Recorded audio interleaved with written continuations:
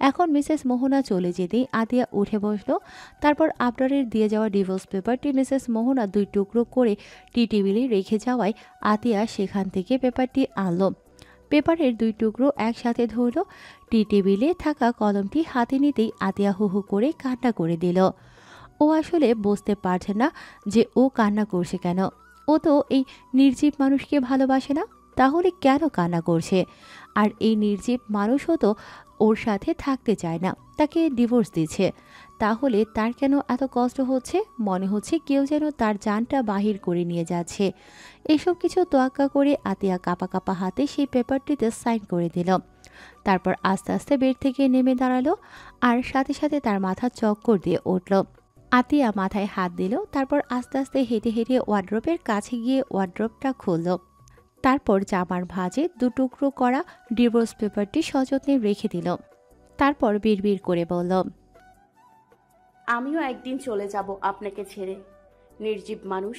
তখন আপনি আমাকে খুঁজে বেড়াবেন পাগলের মতো, কিন্তু আমি ধরা দিব না। আমার এই ছোট্ট মনে অনেক অভিমান অভিযোগ জমা হয়ে গেছে। নির্জীব মানুষ, অনেক অভিমান জমেছে। এই বলে আতিয়া আবারও কান্না করে উঠল। দাদু ভাই, তুই তুই ঠিক আছিস? আজ এতদিন পরে আমাদের কথা মনে পড়লো তোর? আজকে আবরার কল দিয়েছে, সেটা এখন মিসেস মোহনা অ্যাটেন্ড করছে। কলটা ভিডিও কল। এতদিন পরে নাতি কল দেয় মিসেস মোহনা কান্না করে দিল, আর আবরারকে এই প্রশ্ন জিজ্ঞাসা করল। মিসেস মোহনার পাশে আতিয়াও বসে আছে। সে মিসেস মোহনার পাশে বসে মোবাইলে ভিডিও কল এ থাকা আবরারের দিকে একধ্যানে তাকিয়ে আছে। এদিকে মিসেস মোহনার কান্না ভেজা কণ্ঠ শুনে আবরার বলল, উফ দাদি, কান্না করছো কেন? এই দেখো, আমি একদম ঠিক আছি, আমার কিছু হয়নি। আর এতদিন ব্যস্ত ছিলাম তাই কল দিতে পারিনি। চুপ করো এইবার। আবরারের এমন কথা শুনে মিসেস মোহনা নিজের কান্না থামিয়ে বলল, এত ব্যস্ত যে একটু কল করারও সময় নেই? দাদি, অনেক ব্যস্ত। তুমি আর দাদা কেমন আছো? আলহামদুলিল্লাহ, আমরা সবাই ভালো আছি। কিছু খেয়েছিস দাদু ভাই? তুমি? হুম। দাদা কোথায়? অফিসে গেছে। ও। মিসেস মোহনা এবার ফোনের ক্যামেরা ঘুরিয়ে আতিয়ার দিকে দিতেই আবরার বলল, দাদি, ভালো থেকো। আমার জরুরি মিটিংয়ে ডাক পড়ছে। আল্লাহ হাফেজ। এই বলে আবরার কল কেটে দিল। আর এদিকে আতিয়া অপমানে মাথা নিচু করে রাখল। বেটার নির্জীব মানুষ, তোকে আমি বলেছি যে আমার সাথে কথা বল? তুই এভাবে অপমান করবি আমাকে, তাই বলে বলে দিলি তো হয়।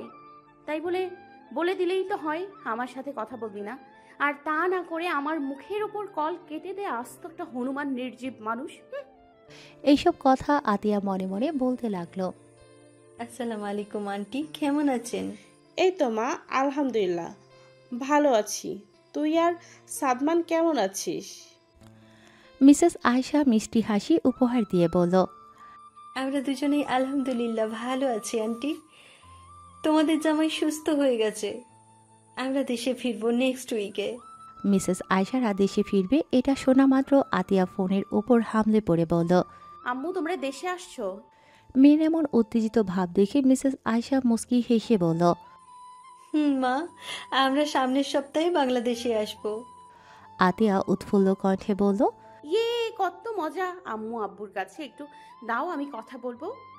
মেয়ের আনন্দমাখা ফেস দেখে ফোনের ওই পাশ থেকে মিসেস আয়শা আর মিস্টার সাদমান সাদিফের মনের ভেতরে প্রশান্তির একটা শীতল বায়ু বয়ে গেল। আতিয়া এবার ফোন নিয়ে তার আব্বুর সাথে কথা বলতে লাগলো। আর মাত্র কয়েকটা দিন, তারপর তারপর আপনার বাড়ি থেকে চিরদিনের জন্য চলে যাব। আর আসবো না ফিরে আপনার কাছে, নির্জীব মানুষ, আর আসবো না ফিরে। কথাগুলো আতিয়া তার রুমে বেডে বসে আবরারের একটা ছবি হাতে নিয়ে তাতে হাত বুলাতে বুলাতে বলল। এইটুকু বলেই আতিয়া নিজের চোখের কোণে এসে জমে থাকা পানি মুছে ফেলল। তারপর আবারও বলল, মিস্টার নির্জীব মানুষ, আমি না কিছুতেই বুঝতে পারছি না যে আপনাকে ছেড়ে যাওয়ার কথা ভাবতেই আমার এত কষ্ট হয় কেন। কেন আমার প্রত্যেকটি রাতে আপনার ভাবনা ছাড়া কাটাতে পারি না। আতিয়া আরও কিছু বলবে এর মধ্যে মিসেস মোহনা আতিয়াকে ডাকতে ডাকতে আতিয়ার রুমের দিকে আসে, যেটা দেখে আতিয়া তাড়াতাড়ি আবরারের ছবিটা লুকিয়ে রাখল। তারপর চোখে আসা পানিগুলো সুন্দর করে মুছে নিল, যাতে মিসেস মোহনা কিছু বুঝতে না পারে। কি করছিস দাদুমণি? আতিয়া মুচকি হেসে মিসেস মোহনার কাছে যেতে যেতে বলল। একটু বই পড়ছিলাম দাদিজান। আসো, এসো, আসো, এসে বসো বেডে। আতিয়া মোহনার হাত ধরে টেনে বেডে নিয়ে গিয়ে বসালো। মিসেস মোহনা বেডে বসে আতিয়াকে বলল, তোর আম্মু বাংলাদেশে ফিরলে তো দেখা করতে যাবি দাদুমণি? দাদিজান। যাবি ভালো কথা, কিন্তু 2 দিনের বেশি কিন্তু আমি থাকতে দিব না, বলে দিলাম। মিসেস মোহনার কথা শুনে আতিয়া মনে মনে বলল, দাদিজান, তোমাকে হয়তো এখন আমার মিথ্যে কথা বলতে হবে যে আমি মাত্র 2 দিনের জন্য যাব। বাট দাদিজান, আমি 2 দিনের জন্য তোমাদের ছেড়ে যাচ্ছি না। আমি চিরজীবনের জন্য তোমাদের ছেড়ে চলে যাব। এই কথা বলার মতো সাহস আমার নেই দাদিজান। তারপর মিসেস মোহনার সামনে মুখে একটা মিথ্যে হাসি ঝুলিয়ে মিসেস মোহনাকে জড়িয়ে ধরে বলল, 2 দিনের বেশি তোমাদের ছাড়া থাকবই না আমি। 2 দিন হলেই চলে আসব। মিসেস মোহনা আতিয়ার মাথায় হাত বুলাতে বুলাতে হালকা হেসে বলল, পাগল মেয়ে একটা। তোর এক্সাম কবে দাদুমণি? এখনো 1 মাস বাকি।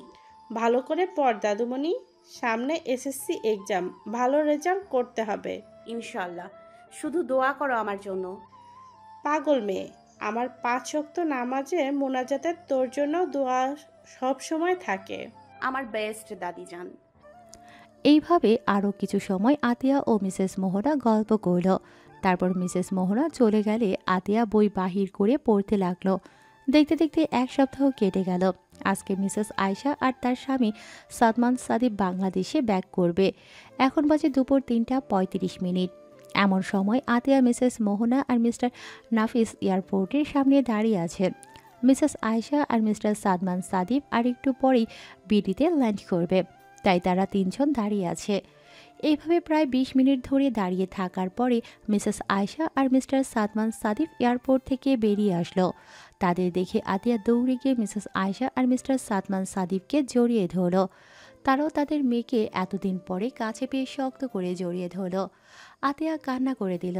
আতিয়াকে কান্না করতে দেখে মিস্টার সাদমান সাদিব মেয়েকে নিজের সামনে এনে মুখে হাত দিয়ে বলল, কি হয়েছে আম্মু? তুমি কান্না করছো কেন? এই দেখো, আমি একদম সুস্থ হয়ে ফিরে এসেছি। আতিয়া মিস্টার সাদমানকে এক পাশ থেকে জড়িয়ে ধরে কান্না করতে করতে বলল, আব্বু, তুমি সুস্থ হয়ে গেছো, এর জন্য আল্লাহর কাছে লাখো কোটি কোটি শুক্রিয়া। আব্বু, তুমি আমাকে অন্যের আব্বুদের মতো আদর করতে পারবে তো? বলো না আব্বু। মিস্টার সাদমান সাদিব মেয়ের মাথায় হাত বোলাতে বোলাতে বলল, আম্মু, আমি তোমাকে আদর করতে পারবো, তোমার সাথে আগের মতো খেলা করতে পারবো। এই বলে মিস্টার সাদমান সাদিব আতিয়াকে তুলে নিয়ে গেল মিসেস মোহনাদের কাছে, যেখানে মিসেস আয়শা দাঁড়িয়েই কথা বলছে। মিসেস আয়শা মিসেস মোহনার থেকে পারমিশন চেয়ে নিল যে আতিয়াকে এখন তারা নিয়ে যাবে। মিসেস মোহনা পারমিশন দিল। আতিয়া এইবার মিসেস মোহনা আর মিস্টার নাফিসকে হালকা জড়িয়ে ধরল এক পাশ দিয়ে। আতিয়া এখনও কান্না করছে, কিন্তু এই কান্নাটা ভিন্ন আপন মানুষদের ছেড়ে চিরদিনের জন্য চলে যাওয়ার জন্য। আতিয়া মিসেস মোহনা আর মিস্টার নাফিসকে বিদায় জানিয়ে মিসেস আয়শাদের সাথে তাদের বাসার উদ্দেশ্যে রওনা হলো। আতিয়া গাড়িতে থাকাকালীন শুধু কান্না করে গেছে, এমনকি বাসায় চলে এসেও আতিয়া কান্না করছে। মিসেস আয়শা ভাবছে এ হয়তো এতদিন পরে নিজের আব্বুকে সুস্থ দেখে আবেগে চোখ ভেজাচ্ছে, কিন্তু আতিয়ার কান্নার কারণ তো অন্য। তার কান্নার কারণ চিরজীবনের জন্য আবরারকে মুক্তি দিয়ে এসেছে। তার ভালোবাসার 2টি প্রাণ দাদাজান আর দাদিজানকে রেখে চলে এসেছে। বস, কি হয়েছে? বস, আজকে মিসেস আয়েশা আর মিস্টার সাদমান সাদিব বিডিতে ব্যাক করেছে। আজ থেকে নিউ মিশন শুরু? জি বস। আগেরবার তোকে মেরেছিলাম ঠিকই, কিন্তু তুই বেঁচে গিয়েছিলিস। এইবার তুই কিভাবে বাঁচবি? তোর জম তো চলে আসছে, একেবারে রেডি হয়ে শুধু তোর সামনে যাওয়া বাকি। বাট বেশি দেরি করতে হবে না তোকে আমি তোর সামনে খুব তাড়াতাড়ি আসবো তোকে। এইটুকু বলেই বস নামের লোকটি বিশ্রীভাবে খ্যাক খ্যাক করে হেসে উঠল। এখন বাজে রাত 10টা। এমন সময় মিসেস আয়শা মিস্টার সাদমান সাদিব আর আতিয়া চুপচাপ সোফায় বসে আছে কোনো কথা ছাড়া, কিন্তু আতিয়া চুপ নেই। সে থেকে থেকে ফুপিয়ে ফুপিয়ে কান্না করে উঠছে। নীরবতা ভেঙে মিসেস আয়শা বলল, তাহলে ডিভোর্স হয়ে গেছে? আতিয়া মাথা উপর নিচ করে সম্মতি জানিয়ে বলল, আসলে আতিয়া তার মায়ের থেকে কোনো কথা লুকিয়ে রাখে না, তাই সে বাসায় আসার কিছুক্ষণ পরে তার মাকে সব বলে দেয় যে আবরার তাকে সহ্য করতে পারে না, তাই ডিভোর্স দিয়েছে। কিন্তু তার ক্যারেক্টার নিয়ে আবরার যেই কথাগুলো বলেছিল সেগুলো আতিয়া গোপন রাখলো, কিছু বলল না এই বিষয়ে। এমনকি আবরার যখন আতিয়াকে মেরেছে এইসব বলেনি। আতিয়ার ওইটুকু কথা শুনেই মিসেস আয়েশা আর মিস্টার সাদমান হতবিহ্বল হয়ে গেছে। মিসেস আয়েশা তো মাথায় হাত দিয়ে বসে পড়েছে যে সে নিজ হাতে তার মেয়ের সুন্দর জীবনটা ধ্বংস করে দিল। মিসেস আয়েশা এবার উঠে আতিয়ার পাশে বসে আতিয়ার ঘাড়ে হাত রাখতেই আতিয়া তার মায়ের বুকে ঝাঁপিয়ে পড়ে হু হু করে কান্না করে দিল আবারও। মিসেস আয়েশা আতিয়ার মাথায় হাত বুলিয়ে বলল, কাঁদিস না মা, আর কাঁদিস না। আমাকে মাফ করে দে। তোর সুন্দর গোছানো জীবনটা আমি নিজ হাতে নষ্ট করেছি, কিন্তু চিন্তা করিস না আম্মু, আমি এর শেষ দেখে ছাড়বো। তুই রুমে যা, গিয়ে ঘুমিয়ে পড়, অনেকটা রাত হয়েছে। এইভাবে আরও কথা বলে আতিয়াকে মিসেস আয়েশা সান্ত্বনা দিল। আতিয়া তার মা আর বাবার থেকে বিদায় নিয়ে নিজের রুমে চলে গেল। তারপর বেডে গা এলিয়ে দিল। বেডে শুতেই সঙ্গে সঙ্গে আতিয়ার চোখের পাতায় এসে ঘুম ভর করল, আর আতিয়াও ঘুমের রাজ্যে হারিয়ে গেল। কিরে জানো, কবে আসছিস আর কেমন আছিস? আতিয়া মুচকি হেসে জবাব দিল, আলহামদুলিল্লাহ প্রাণ ভোমরা অনেক ভালো আছি। তুই কেমন আছিস? ফারিহা আতিয়ার পাশে বসতে বসতে বলল, এতক্ষণ ভালো ছিলাম না, বাট তোকে দেখা মাত্র I am fine and fit. তাই? জানো জিজু কেমন আছে? আর জিজু কি এসছে তোর সাথে? না, আর তোর কোনো জিজু টিজু নেই। আতিয়ার কথায় ফারিহা ভ্রু কুঁচকে বলল, জিজু নেই মানে কি হয়েছে? জিজু কি বলেছে তোকে জানো? বল আমায়। আমি ফারিহাকে কথা শেষ করতে না দিয়ে আতিয়া বলল, থাম বোন থাম, আর কিছু বলতে হবে না, চুপ যা।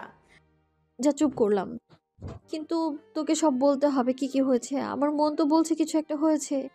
আতিয়া এইবার বড় একটা নিঃশ্বাস নিয়ে ফারিয়াকে একদম প্রথম থেকে শেষ পর্যন্ত বলল। আবরার প্রথম রাতে তার সাথে কেমন ব্যবহার করেছে, রাতে ঘুমিয়ে থাকলে কিভাবে পানি ঢেলে দিত, তারপর রুম থেকে এই ঠান্ডার মধ্যে বাহির করে দেয়া, এমনকি মাথা ফাটিয়ে দিয়েছিল কিভাবে, সম্পূর্ণ বলল। বাদ গেল না ডিভোর্সের কথাও। সব শুনে ফারিহার চোখে পানি চিকচিক করছে, আর একটু হলে টুপুস করে পানি গড়িয়ে পড়বে গাল বেয়ে। ফারিহা সেভাবে থেকেই বলল, এসব কথা আমাকে আগে কেন বলিসনি? জানো আমার জানুর কত কষ্ট। ইস, তোকে কিভাবে তা ওই বজ্জাত হনুমান লোকটা মেরেছে। আমাকে একটা বার ওই তুই এইসব বলিসনি।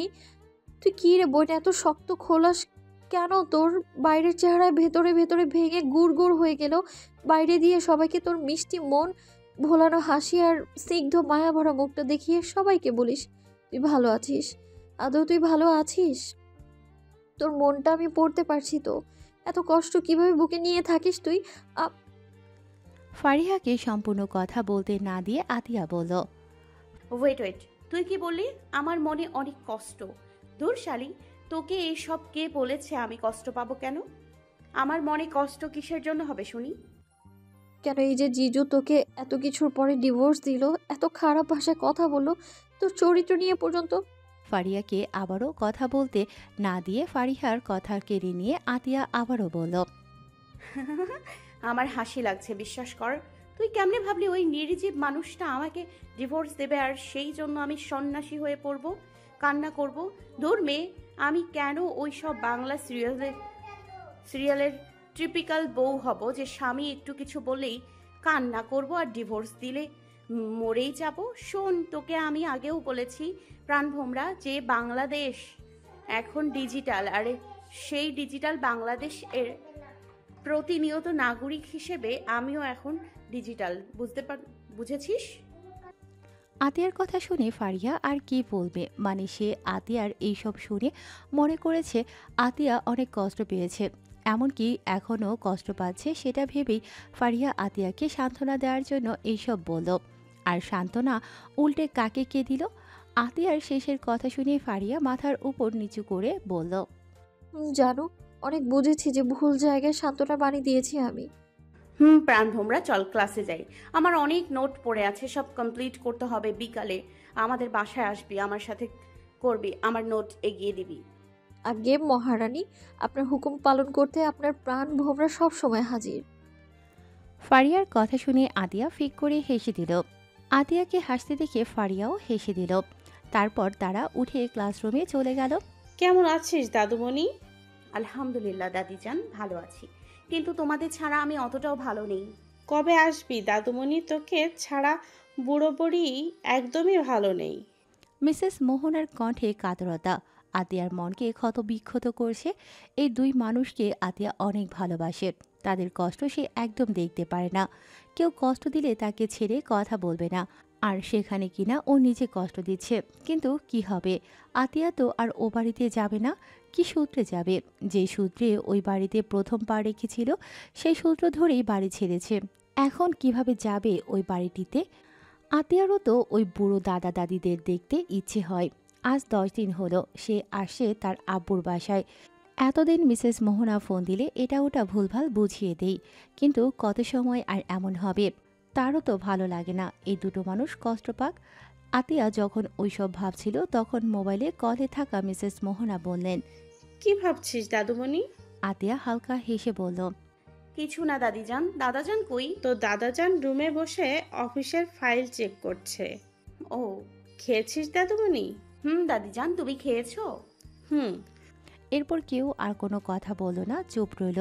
প্রায় 1 মিনিট চুপ থাকার পরে মিসেস মোহনা বলল, কবে আসবি দাদুমণি? বলছিস না কেন? কি উত্তর দেবে আতিয়া ভেবে পাচ্ছে না, কিছুতে মিথ্যে বলতে ইচ্ছে করছে না। তাও তাড়াহুড়ো দেখিয়ে বলল, দাদিজান, আমার প্রাণ ভোমরা আসছে, বই পড়তে হবে, অনেক নোট জমা পড়ছে। সময় করে কল দিব, এখন রাখছি, আল্লাহ হাফেজ। এই বলে আতিয়া ফোন কেটে দিল। তারপর নিজের মনে বলল, সরি দাদিজান, পারলে ক্ষমা করো। আমি দুটানায় ভুগছি, সত্যটা তোমাকে কিছুতেই বলতে পারছি না। তোমরা কষ্ট পাবে খুব, এটা জানলে। আর আমি চাই না তোমরা কষ্ট পাও, কিন্তু আমি তোমার নাতিকেও ভালোবাসি না। কিন্তু তাও আমার মিথ্যা বলতে হচ্ছে। যত দোষ সব ওই নির্জীব মানুষটার, বেড়া হনুমান জলস্তি। এইসব নিজের মনে বলতে বলতে দেখে ফারিয়া আসে ওদের বাসায়। আতিয়া ফারিয়ার সাথে নিজের রুমে গেল। তারপর তারা গল্প করতে করতে নোট খাতা করতে লাগলো। কি বললি তুই? আর একবার বল। বস, মাত্র খবর পেলাম যে এএফ বিয়ে করেছে। বস নামের লোকটা এবার উচ্চস্বরে ঘর কাঁপিয়ে হাসতে লাগলো। তারপর হাসি থামিয়ে সানিম নামের ছেলেটির কাঁধে এক হাত রেখে বলল, গুড জব। আমার জীবনের আজকের দিনটা স্মরণীয় হয়ে থাকবে, যে এই দিনে আমি জবরদস্ত একটা কাহিনী শুনলাম, যেটা আদৌ সত্যি হওয়ার কথা না, অথচ সত্যি হয়েছে। তাও সেটা আমি খবর পেলাম। ইস, আমার যে কি আনন্দ লাগছে, সেটা আমি কিভাবে যে বোঝাবো। এই বলে বস নামের লোকটি আবারও হাসতে লাগলো। এদিকে বস নামের লোকটির বডিগার্ডগুলো তাদের বসের দিকে তাকিয়ে আছে কোনো কথাবিহীন। ওরা আসলে বুঝতে পারছে না যে ওদের এই বস সবসময় এএফ এর পিছু লেগে থাকে, যে কিভাবে এএফ এর ক্ষতি করা যায়, কিভাবে এএফকে ধ্বংস করা যায়। আর এখন কিনা সেই এএফ এর বিয়ের খবর শুনে এত আনন্দ করছে। কেনই বা এত হাসছে? বস নামের লোকটি কিছুক্ষণ ওইভাবে হাসার পর চুপ হয়ে গেল। কোনো হাসির শব্দ আর শোনা যাচ্ছে না, আর না যাচ্ছে কোনো কথা শোনা, শুধু শোনা যাচ্ছে নিঃশ্বাসের শব্দ। বস নামের লোকটির সব বডিগার্ড আর একবার তাদের বসকে দেখে নিল। এইবার তারা তাদের বসকে দেখে ভয় পেল খুব। ওদের ভয়ে হাত পা কাঁপাকাঁপি শুরু হলো। ওরা দেখলো বস নামের লোকটি একদম চুপ হয়ে গেছে। এটা তখনই হয় যখন পরিবেশে ঝড় আসার আগে, যখন পরিবেশ একদম শান্ত শীতল থাকে, ঠিক তেমনই কোনো ঝড় আসার পূর্বেই বস নামের লোকটি এমন চুপচাপ শান্ত হয়ে যায়। এখন ওকে দেখলে সবাই বলবে যে বস নামের লোকটি কিছুই বোঝে না, একদম নিষ্পাপ একটা বাচ্চা। প্রায় 10 মিনিট এই নীরবতা চলল। তারপর হুট করে বস নামের লোকটি গর্জে উঠে বলল, এফ, তুই বিয়ে করেছিস ভালো কথা, কিন্তু তোকে সংসার আমি করতে দেব না। তোর বউকে আমি মেরে ফেলবো, একদম উপরে পাঠিয়ে দিব বিনা খরচে টিকিট কেটে। আর তুই শুধু দেখবি আমি কি কি করতে পারি, কি পারি না, বাট তুই কিছু করতে পারবি না। এই বলে বস নামের লোকটি একটা বাঁকা হাসি দিল। এদিকে বডিগার্ডরা তাদের বসের এমন রূপ দেখে ভয়ে কাঁপতে লাগলো। যখন গর্জে উঠে কথাগুলো বলল, তখন বস নামের লোকটির চোখ থেকে যেন আগুন বেরিয়ে আসছিল। কি তেজ আর লাল টুকটুক করছে, হাতের পেশগুলো ফুলে উঠেছে। রাগে হাত মুঠো করায় মনে হচ্ছে জামা ছিঁড়ে বেরিয়ে আসবে। একদম কোনো জঙ্গলি পশুর মতো লাগছে, যে এখন ভীষণ ক্ষুধার্ত, হন্যে হয়ে তার শিকার খুঁজে বেড়াচ্ছে, যাকে পাবে তাকেই শিকার করবে। এমন অবস্থা তারা বস নামের লোকটির মধ্যে দেখতে পেল। তাই তো ভয়ে সবাই কাঁপতে লাগলো। আমাদের ফ্লাইট কালকে সন্ধ্যা 6:31। আরিফের কথা শুনে আবরার ফাইল থেকে চোখ সরিয়ে আরিফের দিকে তাকিয়ে বলল, মিটিং কি সব শেষ আরিফ? না ভাই, আজকে এখনও একটা আছে, সেটা রাত 9টার সময়। এটা হলেই একদম ফ্রি, আর কোনো মিটিং থাকবে না ভাই। ও, তাহলে কালকে বেরিতে ব্যাক করব। জি ভাই। ওকে, এখন যা। আর শোন, সকালে তো কোনো কাজ নেই, তাই আমরা সকালে শপিং করতে যাব। ওকে? আরিফ আবরারের মুখে মার্কেটের কথা শুনে অবাক হয়ে গেল।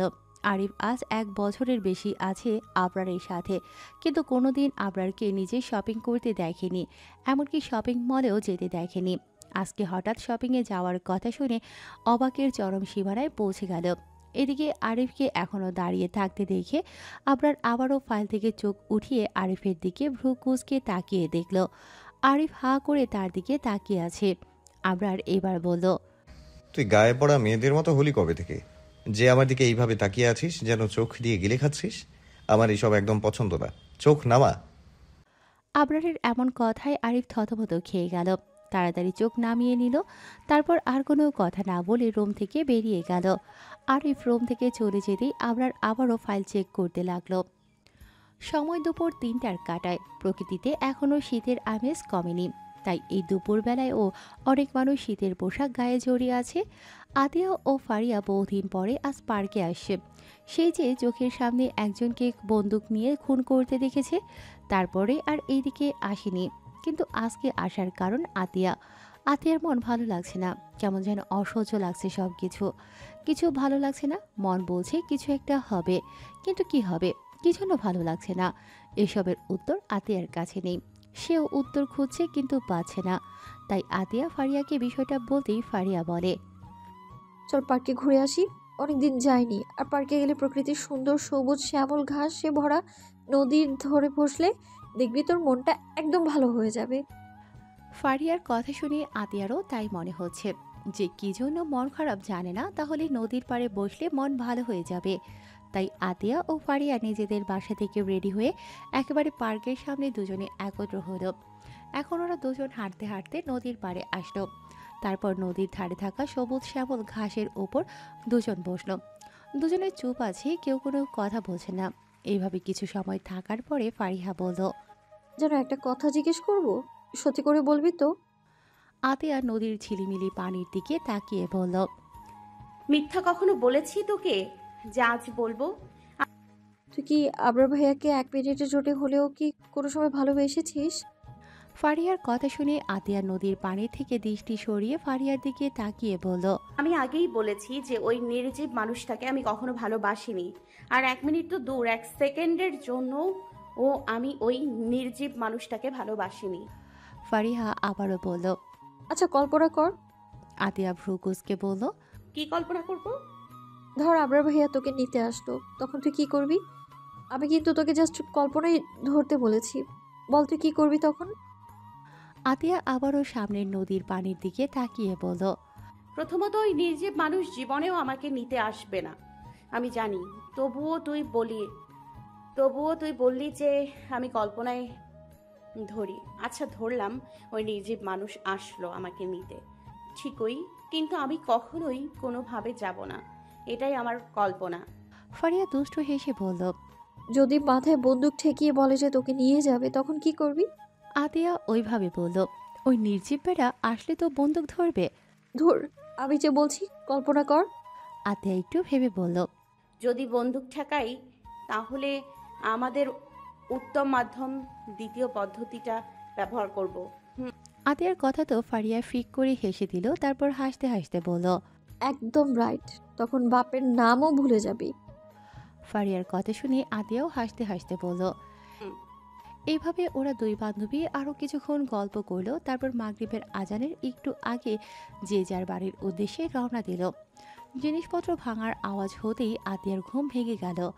আতিয়া বেড থেকে উঠে বসলো। তারপর ঘড়ির দিকে তাকিয়ে দেখলো রাত 1:23 বাজে। এইসব জিনিসপত্র ভাঙার আওয়াজ আসছে কোথা থেকে? আতিয়া ভালোভাবে জিনিসপত্র ভাঙার আওয়াজ শুনলো।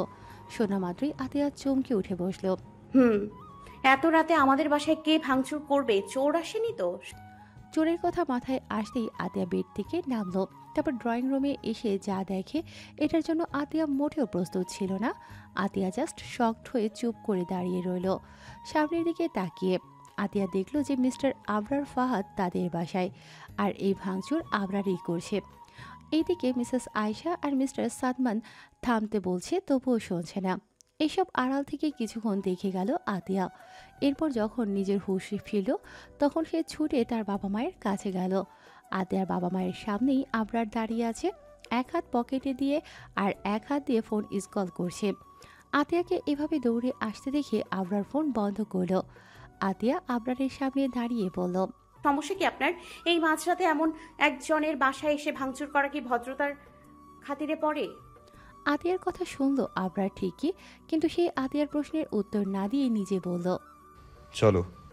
আবরারের এমন কথা শুনে আতিয়া ভ্রু কুঁচকে বলল, কোথায় যাব? এত প্রশ্নের উত্তর দিতে আমি প্রস্তুত নই। এই বলে আবরার আতিয়ার হাত চেপে ধরল। আর সেই সময় মিসেস আয়েশা এসে বলল, বেয়াদব ছেলে, ছাড়ো আমার মেয়ের হাত। লজ্জা করে না? ডিভোর্স দেওয়ার বউয়ের সাথে দেখা করতে আসছো? ছি, এক্ষুনি বেরিয়ে যাও আমার বাসা থেকে। আমার মেয়ে কোথাও যাবে না। আবরার মিসেস আয়েশাকে সম্পূর্ণ এড়িয়ে আতিয়ার হাত ধরে টান দিতেই আতিয়া বলল, আমি কোথাও যাব না আপনার সাথে। আমার হাত ছাড়েন, আমি ব্যথা পাচ্ছি। ছাড়েন আমার হাত। আবরার দাঁতে দাঁত চেপে বলল, তোর থেকে কি পারমিশন চাইছি? এই বলে আবরার আতিয়াকে এক ঝটকায় পাজা কোলে তুলে নেয়। তখনই মিসেস আয়েশা আবারও চিৎকার দেয়। আবরার এইবার বলল, শাশুড়ি আম্মা এত চিৎকার করবেন না। আমরা জামাই বউয়ের বিষয় আমরা নিজেরা ঠিক করে নিব, আপনার এত ভাবতে হবে না। আর দ্বিতীয় প্রশ্ন আমাকে করবেন না, কারণ আবরার ফাহাদ কারোর প্রশ্নের উত্তর দিতে ইচ্ছুক নয়। এই বলে আবরার আতিয়াকে ওইভাবেই নিয়ে বাড়ি থেকে বেরিয়ে গেল। আর আতিয়া আবরারের কোল থেকে গলাকাটা মুরগির মতো ছটফট করতে লাগলো, কিন্তু আবরারের শক্তির কাছে পারল না। এদিকে মিসেস আয়েশা আর মিস্টার সাদমান নীরব দর্শকের ভূমিকা পালন করে গেল পুরোটা সময়। আবরার আতিয়াকে তুলে নিয়ে তার গেস্ট হাউসে আসলো। আবরার গাড়ি থেকে নেমে আতিয়াকে আবারও পাজা কোলে তুলে নিয়ে বাড়ির ভেতরে প্রবেশ করল। আর আতিয়া এখনও ছটফট করে যাচ্ছে আবরারের কোল থেকে নামার জন্য। আবরার আতিয়াকে নিয়ে সোজা বেডরুমে গেল। তারপর আতিয়াকে বেডের উপর ছুঁড়ে মারল। বেডের বিছানা নরম হওয়ায় আতিয়ার কিছুই হলো না। আবরার এবার ডিভানে গিয়ে বসল। এদিকে আতিয়া বেড থেকে উঠে আবরারের কাছে গিয়ে বলল, সমস্যা কি আপনার? আমাকে এভাবে মাঝরাতে তুলে আনলেন কেন? আবরার নির্বিঘ্নে বলল, রোমান্স করার জন্য।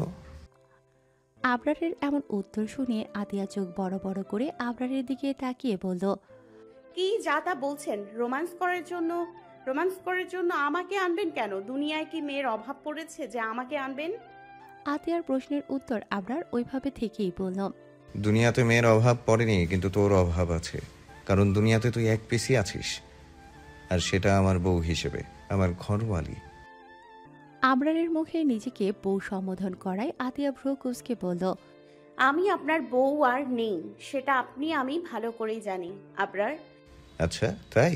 তো আপনি আমার বউ এখন না? না, আপনি আমাকে ডিভোর্স পেপার দিয়েছেন, সেখানে আমি সাইনও করেছি। তাহলে আমি আপনার বউ আর কিভাবে রইলাম? আবরার এবার ডিভান থেকে উঠে আতিয়ার কাছে আস্তে আস্তে বলল, আমি কি আসলেই ওটা ডিভোর্স পেপার দিয়েছিলাম ম্যাডাম? আবরারকে নিজের দিকে আসতে দেখে আতিয়া পিছু যেতে যেতে বলল, তো কি আপনি নিজ হাতে দাদি জানের কাছে দিয়ে গেছিলেন ডিভোর্স পেপার? আবরার এগোতে এগোতে একদম আতিয়ার কাছে চলে আসলো। আতিয়া দেয়ালে পিঠ ঠেকালো, আর ওর পিছু যাওয়ার জায়গা নেই। আবরার এবার আতিয়ার দুপাশের দেয়ালে দু হাত দিয়ে আতিয়াকে একদম আটক করে দিল, যাতে আতিয়া যেতে না পারে।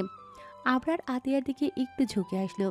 এখন তাদের মধ্যে মাত্র 2 ইঞ্চি ফাঁকা। আবরারের গরম নিঃশ্বাস আতিয়ার চোখে মুখে আশ্রে পড়ছে, আর মিষ্টি একটা সুগন্ধি বারবার এসে বাড়ি দিচ্ছে আতিয়ার নাকে। এই মাতাল করা ঘ্রাণে আতিয়ার দম বন্ধ হয়ে আসে। আতিয়া আবরারের চোখের দিকে তাকালো, তারপর বলল, কাছে আসার মানে কি? আমি শুনেছি ডিভোর্সের পরে আর বউয়ের কাছে যাওয়া যায় না, পাপ হয়। তাই আপনি আমার কাছে এসেছেন কেন? এত সরেন। এই বলে আতিয়া আবরারের বুকে হাত দিয়ে সরাতে গেলেও সরাতে পারল না।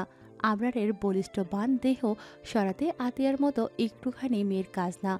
আতিয়া অনেক চেষ্টা করেও যখন পারল না, তখন হাত সরিয়ে নিয়ে বলল, কি হলো? সরেন সামনে থেকে। এনার্জি শেষ।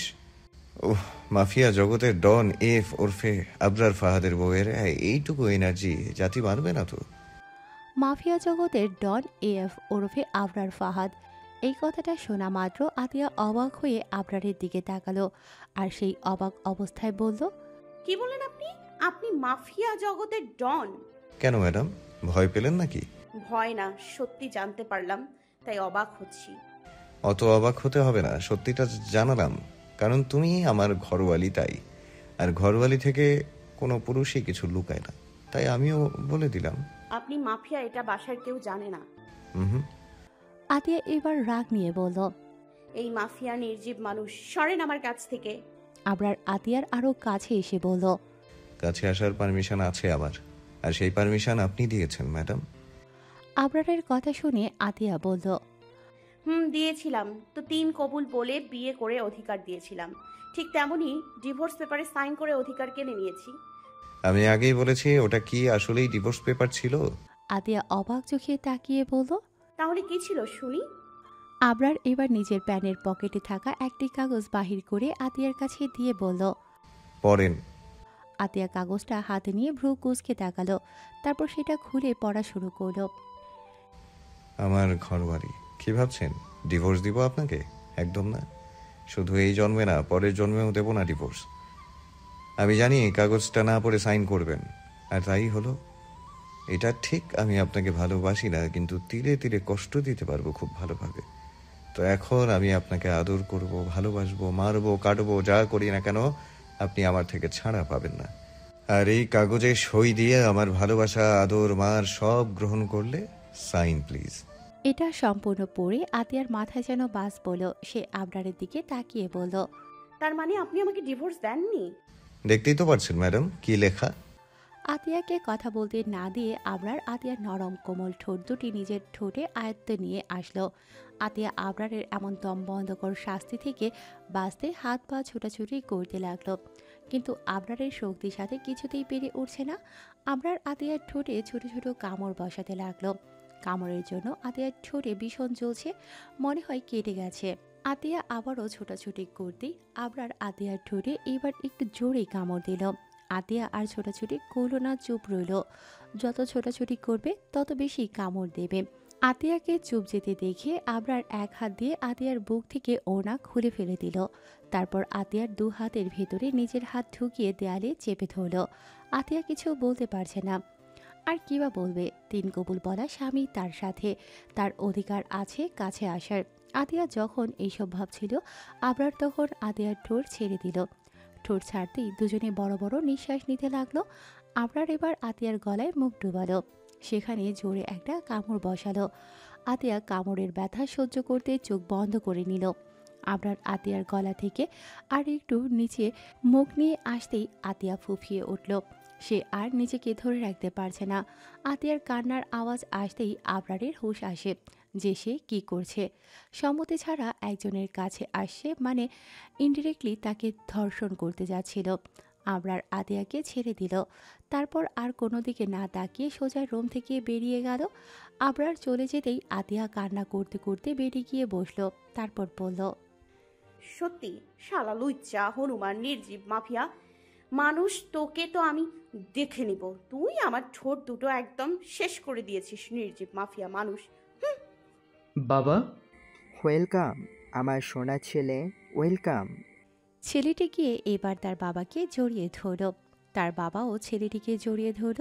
ছেলেটির বাবা বলল, এই তো বাবা, একদম পারফেক্ট আছি। তুমি কেমন আছো? আমিও একদম আছি ভালো, বাট বেশি না। কেন বাবা? আরিশের বাবার মুখ পরিবর্তন হলো, তার চোখ লাল টুকটুক করছে, দাঁত মুখ খিচে রেখেছে। তারপর বলল, অবরার এর খবর কি এখন? ভাই বিয়ে করে সংসার করছে। আরিশের বাবা এবার হুঙ্কার দিয়ে বলল, তোকে বলেছিলাম না যেন আবরারকে কোনোদিনও ভাই ডাকবি না? কথা কানে যায় না নাকি তোর? আমি না একটা জিনিস বুঝতে পারলাম না বাবা, তুমি আমার সাথে এত ভালো ব্যবহার করো কিন্তু ভাইয়ের সাথে এমন কেন করো? সেও তো তোমার সন্তান, তোমার রক্ত। তাহলে কেন ভাইয়াকে মারতে বলো? কেন শেষ করতে যাচ্ছ? তাও আমার হাত দিয়ে আমার ভাইকে মারার প্ল্যান করছো তুমি? কেন করছো বাবা এসব? কি এমন হয়েছে যে নিজের রক্তকে নিজ হাতে মেরে ফেলতে যাচ্ছ? আরিশের বাবা এবার একটা ফুলদানি হাতে নিয়ে জোরে আছাড় মারল, যার দরুন ফুলদানিটা একদম ভেঙে গুঁড়ো গুঁড়ো হয়ে গেল। তারপর বলল, তোকে এত প্রশ্ন করার সাহস কে দিয়েছে? আর আবরার আমার ছেলে না, বুঝেছিস? আমার ছেলে একমাত্র তুই, আর কেউ না।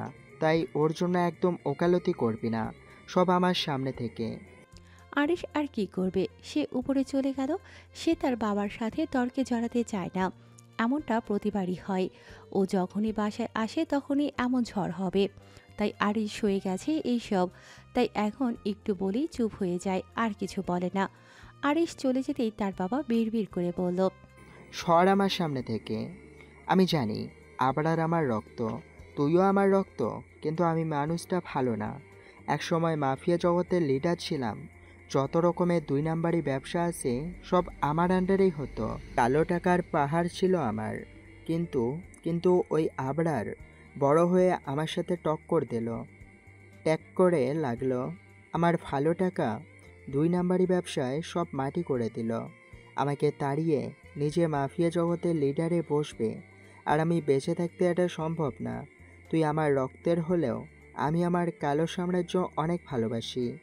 আর ওরিশ হলো আমার দাবার কুটি। বেচারা ভাইকে অনেক ভালোবাসে, কিন্তু কিছুই করতে পারে না। আর আবরার এইদিকে তার ভাইকে নিজের নিজের প্রধান শত্রুর খাতায় নাম লিখে রাখছে। হা হা হা হা। এ বলে আরিশের বাবা বিশ্রীভাবে হাসতে লাগলো। এতক্ষণ ধরে যে একা একা বিড়বিড় করছিল সে হলো মিস্টার আনোয়ার ফাহাদ, আবরার ফাহাদ আর আরিশ ফাহাদের পিতা। আবরার আর আরিশের মা অনেক আগে মারা গেছে একটা রোড অ্যাক্সিডেন্টে। আদৌ রোড অ্যাক্সিডেন্ট কিনা খুন করা হয়েছে এটা এখনও রহস্য। মিস্টার আনোয়ার ফাহাদ তার বড় ছেলে আবরারকে রেখে ছোট ছেলে আরিশ ফাহাদকে নিয়ে লন্ডন চলে আসে প্রায় 10 বছর আগে। আরিশ বাংলাদেশে থাকে। 3 মাস অন্তর অন্তর লন্ডনে এসে তার বাবার সাথে দেখা করে যায়। আবরারের সাথে মিস্টার আনোয়ারের কোনো সম্পর্ক নেই, দুজনের মধ্যে শত্রুতা বিরাজমান করছে, বাপ ছেলে সাপ নেউলের মতো, কিন্তু দুজনেই একই রক্তের হলেও ভিন্ন। আনোয়ার কালো জগতে রাজত্ব করতে ভালোবাসে, যত রকমের খারাপ কাজ আছে সেগুলো সে নিজের আন্ডারে করে। আর আবরার মাফিয়া জগতের লিডার হলেও সে ভালো কাজের পক্ষে, কোনো অন্যায় কাজ সে প্রশ্রয় দেয় না, গরিব মানুষদের সাহায্য করে, সবাইকে ন্যায় বিচার দেয়। আবার আবার আরিশ তার বাবার কাছে থেকেও তার বাবার মতো খারাপ নয়, সেও তার ভাই আবরারের মতোই। অরিশ জানে আবরার তার আপন ভাই, কিন্তু আবরার জানে না যে তার ভাই আছে, কারণ সে শুনেছে তার ভাই আর মা একসঙ্গে রোড অ্যাক্সিডেন্টে মারা গেছে। আন্টি, কেমন অসভ্য আপনার নাতি! আপনার নাতিকে ডাকুন। আমি ডাকছি। এই বলে মিসেস মোহনা আবরারের রুমের সামনে আসলো। তারপর আবরারের রুমে নক করে বলল, দাদু ভাই, আতিয়ার আম্মু আসছে। এসব কি বলছে? তুই নাকি দাদুমণিকে ডিভোর্স দিছিস, তারপর গভীর রাতে তাদের বাসায় গিয়ে ভাঙচুর করে দাদুমণিকে এনেছিস। আমি কিছু বুঝতে পারছি না দাদু ভাই, তুই নিচে আয়। মিসেস মোহনার কথা শেষ হতেই দরজার ওই পাশ থেকে থমথমে গলায় আবরার বলল, দাদি তুমি নিচে যাও, আমি আসছি। আর হ্যাঁ, আমার শাশুড়ি এই প্রথম আমার বাসায় এসেছে, কোনো রকম ত্রুটি যেন না হয় দাদি। মিসেস মোহনা মুচকি হেসে আচ্ছা বলে নিচে চলে গেল। আবরার বেড থেকে উঠে ওয়াশরুমে চলে গেল, আর আতিয়া ঘুমে ঢুলতে ঢুলতে বেডে বসে রইল। গেস্ট হাউসে আবরার আতিয়াকে রেখে চলে গেল। তার 20 মিনিট পর এসে আতিয়াকে সঙ্গে নিয়ে নিজের বাসায় চলে আসে। তারপর আবরার নিজের বেডরুমে নিয়ে গিয়ে আতিয়াকে ছুঁড়ে মারে। আতিয়া কি করবে বুঝতে পারছে না, তাই সে চুপচাপ বেডে গিয়ে বসে পড়ল। আর আবরার ওয়াশরুম থেকে ফ্রেশ হয়ে এসে বেডে গা এলিয়ে দিল। অতিরিক্ত ক্লান্ত হওয়ায় বেডে শোয়ার সাথে সাথেই ঘুমের রাজ্যে হারিয়ে গেল। এদিকে আতিয়া কি করবে কিছু বুঝতে পারছে না। সে আর কিছু না ভেবে পেয়ে বেডে ওইভাবে চুপচাপ বসে রইল। ফজরের আজানের ধ্বনি আতিয়ার কানে যেতেই আতিয়া বেড থেকে নেমে অজু করে নামাজ আদায় করল। নামাজ আদায়ের পর আতিয়া ঘুমে ঢুলতে লাগলো। চোখ মেলে তাকাতে পারছে না, তাই সে জায়নামাজ গুছিয়ে বেডে আবরারের পাশে শুয়ে পড়ল। আর সঙ্গে সঙ্গে আতিয়া ঘুমের রাজ্যে হারিয়ে গেল। ঘুমের মধ্যে আতিয়া একদম আবরারের কাছে চলে আসে। আবরারও আতিয়াকে নিজের বুকের মধ্যে টেনে নিল। আতিয়া ঘুমিয়েছে 2 ঘন্টা হবে। এর মধ্যে আবরারের ঘুম ভেঙে গেল। ঘুম ভেঙে নিজের বুকের মধ্যে আতিয়াকে দেখে রাগ হলো খুব। সে আতিয়াকে ধাক্কা মেরে নিজের কাছ থেকে ফেলে দিল, যার দরুন আতিয়ার ঘুম ভেঙে গেল। সে কি হয়েছে বুঝতে পারছে না। এর মধ্যে আবরার দাঁতে দাঁত চেপে বলল, এই স্টুপিড গার্ল, সাহস হয় কি করে আমার বুকে ঘুমাতে? আতিয়া ঘুমো ঘুমো কণ্ঠে বলল, কখন ঘুমালাম? আবরার আরও কিছু বলবে, তখনই মিসেস মোহনা এসে ডাক দিয়ে বলল আতিয়ার আম্মু আসে। তাই আবরার আতিয়াকে আর কিছু না বলে ওয়াশরুমে ঢুকে গেল। আসসালামু আলাইকুম শাশুড়ি আম্মা। কথাটা বলতে বলতে আবরার মিসেস আয়শা আর মিস্টার সাদমানের সামনের সিঙ্গেল সোফার উপরে বসল। আবরারকে দেখে মিসেস আয়শা রাগে ফেটে পড়ল, তবুও সালামের জবাবে বলল, ওয়ালাইকুম আসসালাম। আবরার পায়ের উপর পা তুলে দিয়ে বলল, কি শাশুড়ি আম্মা, মাঝরাতেই তো বাসায় গিয়ে বউকে নিয়ে আসলাম, তখন তো দেখলেন আমাকে, নাকি দেখা হয়নি যার দরুন এত সকালে মেয়ের বাড়ি হাজির? মিসেস আয়শা দাঁতে দাঁত চেপে বলল, অসভ্য ছেলে, অসভ্যতামি করার একটা লিমিট আছে। আবরার হিস হিসিয়ে বলল, শাশুড়ি আম্মা, অসভ্যতা আমি কি করলাম যে অসভ্য বলছেন? দেখবেন অসভ্য কাকে বলে। না, ঘরওয়ালির কোথাও যাওয়া যাবে না, আমার কোলে বসে থাকো। তো শাশুড়ি আম্মা, এবার তো দেখলেন যে অসভ্যতা আমি কাকে বলে। এই বলে আবরার মিসেস মোহনার পাশে থাকা আতিয়াকে নিজের কাছে এনে নিজের উরুর উপরে বসিয়ে আতিয়ার ঠোঁটের সাথে নিজের ঠোঁট একত্রিত করে দিল। আতিয়া আবরারের থেকে ছাড়া পেতে হাত পা ছোটাছুটি করতে লাগলো, কিন্তু আবরার আতিয়াকে ছাড়ছে না, উল্টে আতিয়ার ঠোঁট একদম শক্ত করে ধরে রেখে কিস করতে লাগলো। এদিকে আবরারের এমন কাজ দেখে বাড়ির সবাই চোখে হাত দিল, বাদ গেল না বাড়ির সার্ভেন্টরাও। প্রায় 5 মিনিট পরে আবরার আতিয়ার ঠোঁট ছেড়ে দিল। আতিয়া ছাড়া পেতে জোরে জোরে শ্বাস নিয়ে উঠতে গেলেই আবরার আতিয়ার কোমর জোরে চেপে ধরে বলল। আবরারের গলার আওয়াজ পেতেই সবাই চোখ থেকে হাত সরালো। সবাইকে চোখ থেকে হাত সরাতে দেখে আতিয়া আবরারকে কিছু বলতে গিয়েও লজ্জায় সেটা গিলে ফেলল। আবরার এবার মিসেস আয়শাকে বলল। মিসেস আয়শা তাতে দাঁত চেপে বলল, বেয়াদব ছেলে, লজ্জা করে না? ডিভোর্স দেওয়া বউকে আবার নিয়ে এসে অবৈধ সম্পর্ক করছো? আবরার ডোন্ট কেয়ার ভাব নিয়ে বলল, না শাশুড়ি আম্মা, আমার মধ্যে লজ্জার ছিটে ফোঁটাও নেই। লজ্জা তো নারীর ভূষণ, আর সেখানে আমি যদি লজ্জা করি তাহলে আর আপনার নাতির নাতনির মুখ দেখা লাগবে না। আবরারের কথা শুনে আতিয়া না পারছে মাটি ফাঁক করে তার ভেতরে ঢুকে যেতে। মিসেস আয়শা আবারও বলল, চুপ যাও বেয়াদব ছেলে, আমার মেয়েকে তো ডিভোর্স দিছো। মিসেস আয়শাকে সম্পূর্ণ কথা বলতে না দিয়ে আবরার বলল, ডিভোর্সের কথা 100 বার বলেন কেন শাশুড়ি আম্মা? ওটা ডিভোর্স পেপার ছিল না, জাস্ট প্রেমপত্র ছিল। আপনার মেয়েকে জিজ্ঞেস করে নেন।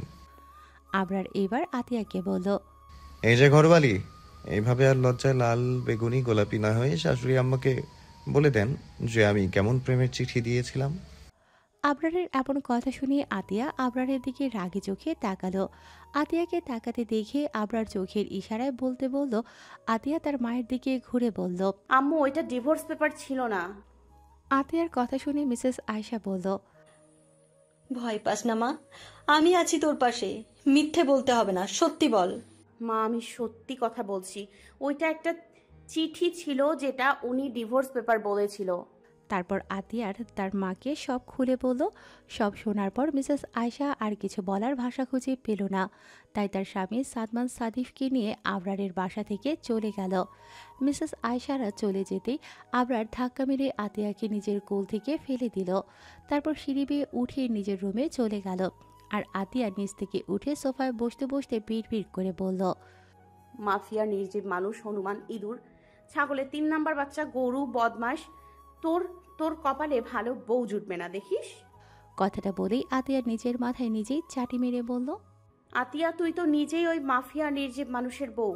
এখন তুই তো একটা সুইট কিউট ইনোসেন্ট একটা মেয়ে, তাহলে নিজে কেমনে খারাপ কস? দূর। আসসালামু আলাইকুম রাকিব ভাই, কেমন আছেন? কোনো মেয়েলি কণ্ঠস্বর শুনে তাহসিন রাকিব আর এগোলো না সামনের দিকে। মেয়েলি কণ্ঠের উৎস খুঁজে পিছে তাকাতেই দেখতে পেল একটা সিমসাম গঠনের মেয়ে দাঁড়িয়ে আছে। গায়ের রং সাদা, তার উপরে গায়ে খয়েরি রঙের থ্রি পিস পরেছে। ফর্সা গায়ে এই রং বেশ মানিয়েছে। ওড়নাটা মাথায় সুন্দর করে পেঁচানো, যথাসম্ভব চুল ঢেকে রাখার চেষ্টা করছে। মুখের আকৃতি গোল, চোখগুলো ছোট ছোট, সেই ছোট চোখে আছে গাঢ় কাজল। নাকটা বাঁশির মতো, ঠোঁট দুটো হালকা মোটা, সব মিলিয়ে মুখের আকৃতি মাশাল্লাহ। রাকিব এইবার মেয়েটার সালামের জবাবে বলল, ওয়ালাইকুম আসসালাম। আমি আলহামদুলিল্লাহ ভালো আছি। আপনি কেমন আছেন? মেয়েটা বিনয়ী হেসে উত্তর দিল। এই তো আলহামদুলিল্লাহ, এখন অনেক ভালো লাগছে। রাকিব এবার প্রশ্ন করল, আপনার নাম কি? আর আমাকে চেনেন কিভাবে? মেয়েটি এবার অবাক হয়ে বলল, আপনাকে চিনবো মানে? আপনি এত বড় সিঙ্গার, আপনাকে আমি কেন? কতজন যে চেনে তার তো ঠিক নেই। রাকিব এবার হেসে বলল, ও আচ্ছা, বুঝতে পারছি। তো আপনার নামটা কি? মেয়েটি বলল, ফৌজিয়া ফারিহা। মাশাল্লাহ, সুন্দর নাম। ফারিয়া এবার লজ্জা লজ্জা ভাব নিয়ে বলল, থ্যাঙ্কস। আচ্ছা, কোথায় যাচ্ছেন এদিকে? রাকিব হাতের ঘড়িটির দিকে তাকিয়ে একবার সময়টা দেখে নিল, তারপর বলল, বন্ধুর বাসায় যাচ্ছিলাম।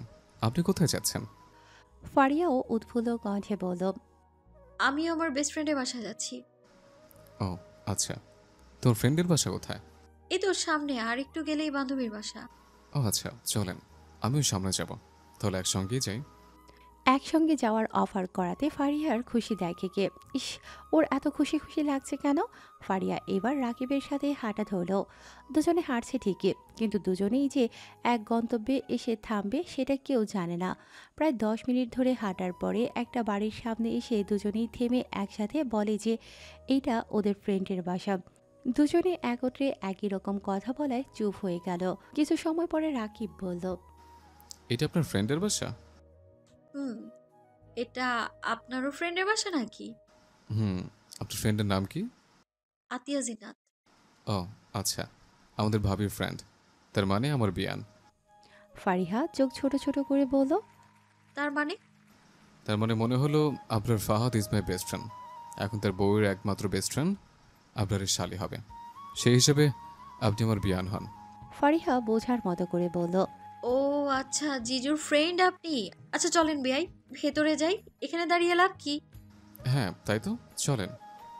এই বলে তারা দুজনেই বাড়ির ভেতরে ঢুকলো। সদর দরজা দিয়ে রাকিব আর ফারিহা একসঙ্গে প্রবেশ করলো। রাকিব জানে আবরার এখন রুমে আছে, তাই সে ড্রয়িং রুমে গেল। রাকিব এর সাথে ফারিয়াও আসলো। ড্রয়িং রুমে আতিয়া আর মিসেস মোহনা বসে গল্প করছে। রাকিব তাদের গিয়ে জিজ্ঞাসা করলো, কি দাদি, কেমন আছো? মিসেস মোহনা আর আতিয়া সামনে তাকিয়ে দেখলো রাকিব আর তার পাশে ফারিহা। ফারিহাকে দেখে আতিয়া উঠে ফারিয়ার কাছে এসে জড়িয়ে ধরে বলল, প্রাণ হোমরা কেমন আছিস? আলহামদুলিল্লাহ ভালো। জানো তুই কেমন আছিস? তোকে দেখে একদম ভালো হয়ে গেছি। রাকিব এবার ফোরন কেটে বলল, বাহ ভাবি বাহ, এই যে পাশে তোমার দেওয়ার দাঁড়িয়ে আছে, তাকে একবারও ভালো মন্দ জিজ্ঞেস না করে বান্ধবীকে জড়িয়ে ধরে জিজ্ঞেস করছো? ভালো ভালো। আতিয়া এবার হেসে কিছু বলবে, তখনই গমগমে আওয়াজে কোনো পুরুষের কণ্ঠ ভেসে আসলো, তোর ভালো মন্দ জিজ্ঞেস করার জন্য আমি আছি, তাই আর কাউকে জিজ্ঞাসা করা লাগবে না। এখন চল, নয়তো দেরি হয়ে যাবে। এই কথা আবরার জামার হাতা গোটাতে গোটাতে সিঁড়ি বেয়ে নামতে নামতে বলল। পুরুষালী কণ্ঠস্বর শুনে সবাই সিঁড়ির দিকে তাকিয়ে আবরারকে দেখল। আবরারের চলে যাওয়ার কথা শুনে মিসেস মোহনা বলল, চলে যাবি মানে? কোথায় যাবি এখন? আর সকালের নাস্তা না করেই চলে যাবি? জরুরি মিটিং পড়েছে, না গেলে হবে না। রাকিব এবার মিসেস মোহনার উদ্দেশ্যে বলল, দাদি, অন্য একদিন এসে জমিয়ে খেয়ে যাব, এখন চলে যাচ্ছি, ভালো থেকো। আচ্ছা, সাবধানে যাবি। রাকিব এবার আতিয়ার দিকে ঘুরে বলল, আচ্ছা ভাবি থাকো, অন্য একদিন এসে আড্ডা দিব। তারপর আবরার আর রাকিব বেরিয়ে গেল। আবরার গাড়ি ড্রাইভ করছে আর রাকিব ফ্রন্ট সিটে বসে আছে। দুজনেই চুপ। এরপর রাকিব বলল, দোস্ত, তো শালিটা কিন্তু মাশাআল্লাহ অনেক সুন্দর। আবরার গাড়ি ড্রাইভ করতে করতে বলল, তো রাকিব ভ্রু কুঁচকে বলল। তো মানে? আমার শালি সুন্দর, তাতে তোর কি? রাকিব আফসোসের সুরে বলল। আমারই তো সব। এত সুন্দর বউ রাখতে পারবো তো? আমার বউটার এত সুন্দর হতে কে বলেছে বলতো? আবরার রাকিবের দিকে ফিরে বলল। তোর বউ কখন কোন সময় হলো? রাকিব হাতের ঘড়িটা দেখে নিয়ে বলল। এই তো 2 ঘন্টা আগে। তোর আজাইরা কথা এবার বন্ধ কর। আমি আচারের কথা কখন বললাম? আমি তো আমার... সারাপ রাকিব, মুখ বন্ধ কর, নয়তো আমার রিভলভারের সব কয়টা গুলি তোর মুখে চালান করে দিব। রাকিব মুখে এক আঙ্গুল দিয়ে বলল। আমি কথা বলছি না। তারপর আর কেউ কোনো কথা বলল না। আর কিছু সময় ড্রাইভ করার পরে তারা একটা পরিত্যক্ত বাড়ির সামনে আসলো। আবরার আর রাকিব গাড়ি থেকে নেমে সে বাড়িটির ভেতরে ঢুকে পড়ল। বাবা ভালো থেকো, আমি চলে যাচ্ছি। মিস্টার আনোয়ার ছেলেকে হালকা জড়িয়ে ধরে বলল। যাও, আর সাবধানে থাকবে। আর কাজ তো। মিস্টার আনোয়ারকে কথা বলতে না দিয়ে অরিশ বলল। আমার মনে আছে বাবা, 100 বার মনে করিয়ে দেওয়া লাগবে না। মিস্টার আনোয়ার গম্ভীর কণ্ঠে বলল। মনে করিয়ে দিচ্ছি, কারণ তোমার তো আবার ওই আবরারের প্রতি ভালোবাসা উপচিয়ে পড়ে। কিভাবে পারো তুমি? আমি জানি না বাবা, কিন্তু আমি তো পারছি না আমার নিজের হাতে আমার ভাইকে খুন করতে। মিস্টার আনোয়ার এবার হুঙ্কার ছেড়ে বলল। আমি বলেছি না তোকে, আমার সামনে একবারও ভাই বলবি না। অরিশের যেন আর কথা বাড়াতে ইচ্ছে করল না। সে বুঝতে পারছে কথা বাড়ালে অনেক দূর যাবে। তাই আর কোনো কথা না বলে মিস্টার আনোয়ারের থেকে বিদায় নিয়ে এয়ারপোর্টের উদ্দেশ্যে রওনা হলো। আজকেই সে বাংলাদেশ ব্যাক করবে।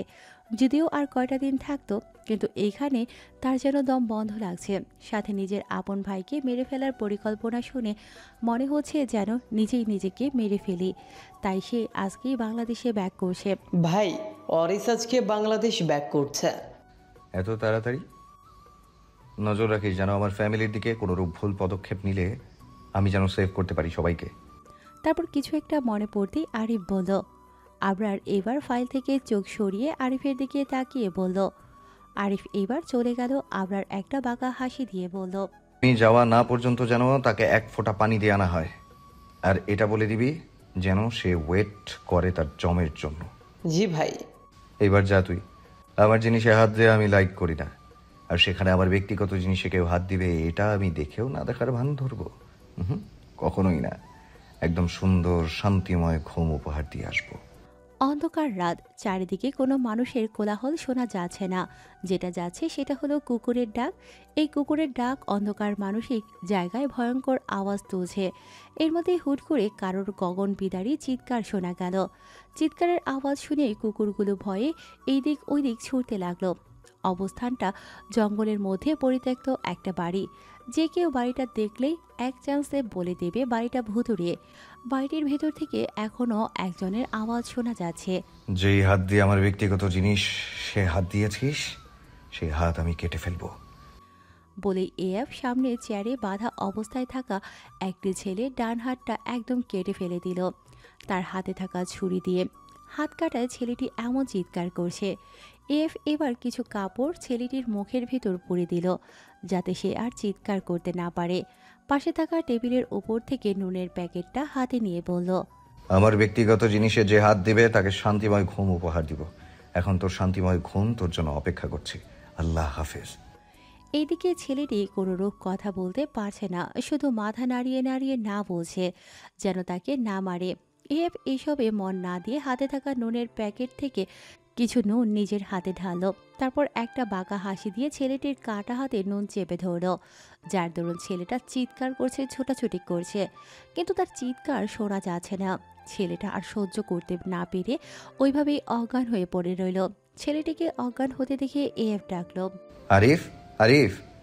আরিফ দ্রুত রুমে প্রবেশ করে বলে। জি ভাই। এফ ছেলেটির দিকে ইশারা করে আরিফকে বলে। গরম পানি বসা, তার মধ্যে এই ছেলেকে ছেড়ে দিবি, আর এটাই হবে ওর শান্তিময় ঘুম। বলেই এফ হনহন করে বাড়িটি থেকে বেরিয়ে গেল। আর আরিফ ছেলেটির এমন অবস্থা দেখে ভয় পেয়ে গেল। হাত একদম কেটে ফেলেছে, তারপরে পাশে নুনের প্যাকেট।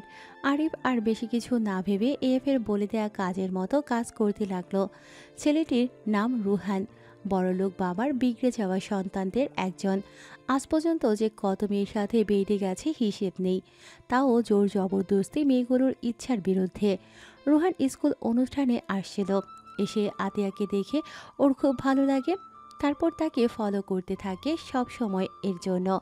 একদিন আতিয়া বাসায় যাচ্ছিল স্কুল থেকে, তখনই রুহান কোথা থেকে হুট করে আতিয়ার সামনে আসলো। সে একটা গাছের পেছনে লুকিয়েছিল। আতিয়াকে দেখে বেরিয়ে আসে।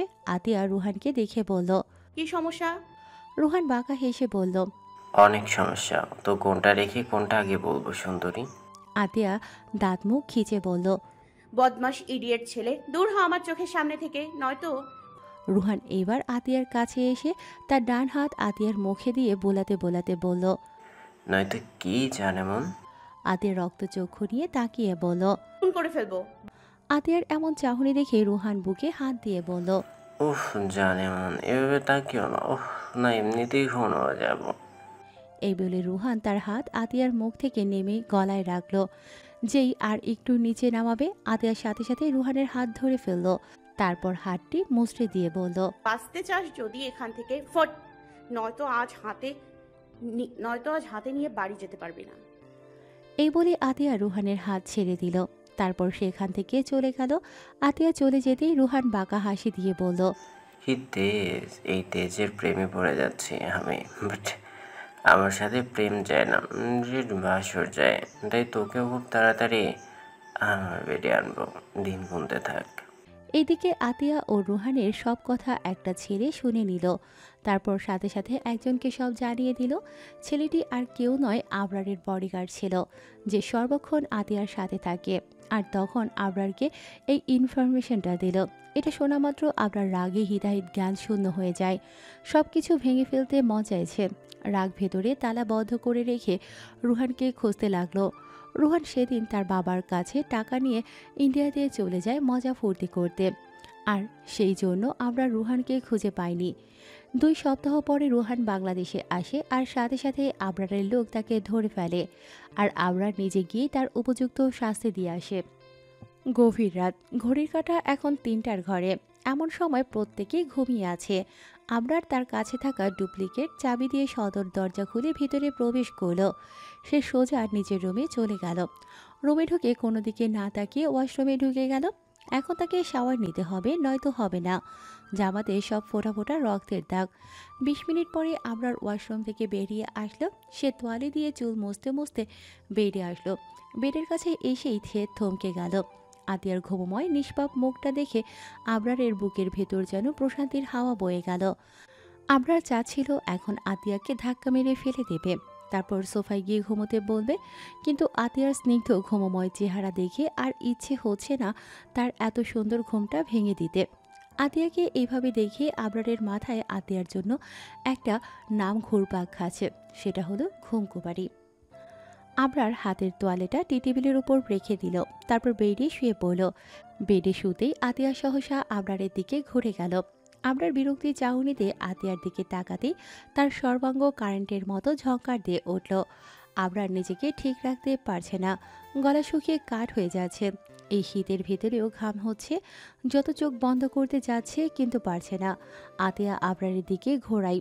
তার মেয়েলি শরীরের ভাস স্পষ্ট ফুটে উঠেছে। রাতে ঘুমানোর আগে ওড়না ঠিক করে নিলেও ঘুমের মধ্যে গা থেকে সরে গেছে। আবরার এটা দেখে নিজেকে এমন মনে হচ্ছে। আবরার এইবার চোখ বন্ধ করল। ঠিক সেই সময় আতিয়া আবরারের আরও একটু কাছে আসলো। এসে আবরারের গায়ে হাত ও পা তুলে দিল। আবরার সচকিতে তাকাতেই এখন আতিয়ার এই অবস্থা দেখে নিজেকে আটকিয়ে রাখা দুষ্কর হয়ে পড়েছে। আতিয়া ঘুমের ভেতরে ঠোঁট কামড়াচ্ছে, হয়তো কোনো স্বপ্ন দেখছে তাই। আতিয়ার ঠোঁট কামড়ানো দেখে আবরার আর নিজেকে আটকিয়ে রাখতে পারল না। এইভাবে যদি কোনো মেয়ে সিরিয়াস করে তাহলে কোনো ছেলে নিজেকে আটকাতে পারবে না। আর সেটা যদি হয় বউ, তাহলে তো কোনো কথাই নেই। আবরার সহসা আতিয়ার ঠোঁটের উপর হামলে পড়ল। এইদিকে নিজের ঠোঁটে কিছু হামলে পড়তেই আতিয়ার ভ্রু কুঁচকাল ঘুমের ভেতরে, কিন্তু ঘুম থেকে উঠল না। আবরার আতিয়ার ঠোঁটে কিস করতে লাগলো। কিছু সময় কিস করার পরে আবরার আতিয়ার ঠোঁট ছেড়ে দিল। তারপর সে আতিয়ার গলায় নেমে আসলো। আবরারের খোঁচা খোঁচা দাড়ি আতিয়ার গলায় বিচ্ছে, যার দরুন আতিয়া কেঁপে কেঁপে উঠছে। আবরার ঘুমের ভেতরে ভ্রু কুঁচকাচ্ছে। আবরার আতিয়ার গলার স্মেল নিতে লাগলো। তারপর সেখানে একটা লাভ বাইট দিল। লাভ বাইট দেওয়ার পরে আবরার আতিয়ার গলায় ছোট ছোট চুমু দিয়ে ভরিয়ে দিল। তারপর আবরার আস্তে আস্তে আতিয়ার গলা থেকে মুখ সরিয়ে আনলো। আস্তে আস্তে আবরার আতিয়ার গলা থেকে মুখ একটু নিচে নামালো, সেখানেও ছোট ছোট চুমু দিয়ে ভরিয়ে দিল। আবরার এবার আতিয়ার সাথে আরেকটু ঘনিষ্ঠ হতেই হুট করে সে সরে আসলো। একেবারে বেড থেকে নেমে আতিয়ার দিকে আর না তাকিয়ে সোজা রুম থেকে বেরিয়ে ছাদে চলে গেল। আবরার ছাদে গিয়ে একটা সিগারেট ধরালো, তারপর সেটা টানতে লাগলো। কিছু সময় পরে আবরার নিজেই নিজেকে বলল,